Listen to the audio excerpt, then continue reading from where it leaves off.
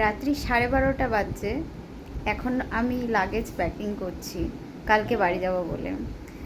কারণ এই দুষ্টুটা আমার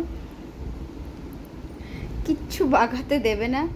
যখনই কিছু বাগাতে যাব, এটা ওদিকে ফেলে দিচ্ছে, ওটা ওদিকে তুলে দিচ্ছে। গুছিয়ে রাখা জামাগুলো ঘাঁটতে আমার মেয়ে খুব ভালোবাসে, ধরে ধরে ধরে ধরে গোছাচ্ছে। তা রাজেশও এলো, একটু লেট করে ফিরেছে। খেয়ে উঠলাম এখনই। আর তার সাথে এই যে এখন আমার কমপ্লিট হয়নি, এখন আমার মেয়ের খাবার দাবার সমস্ত কিছু নিতে হবে, তার বটল নিতে হবে, তার টিস্যু নিতে হবে, ডাইপার নিতে হবে। মমরা যখন ট্রাভেল করে তখন মানে এটা আমি সবাইকে কোয়েশ্চেন করছি, কারণ আমি তো মানে ও হওয়ার, কিন্তু বিশেষ করে ও হওয়ার পর থেকে না আমি খুব বেশি হলে 2বার কি 3বারই গেছি। 2বার গেছি, আর একবার গেছিলাম 2 দিনের জন্য, ওই কদিন আগে তোমাদের সাথে শেয়ার করলাম।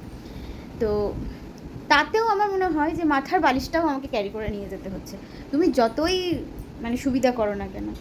মায়েদের কাছে কোয়েশ্চেন যে বেবি হয়ে যাওয়ার পরে তোমরা কতটা লাগেজ গোছাতে পারো নিজের জন্য। আগে তো আমার নিজেরই 2-3টে ব্যাগ হয়ে যেত, মানে কোনো অনুষ্ঠান থাকলে বা কিছু হলে। কিন্তু এখন তো আমার মনে হয় যে আমার একটা ব্যাগেই হয়ে যায়, আর আমার মেয়ের 2-3টে ব্যাগ লাগে। তো তোমাদেরও কি একই অবস্থা আমার মতো?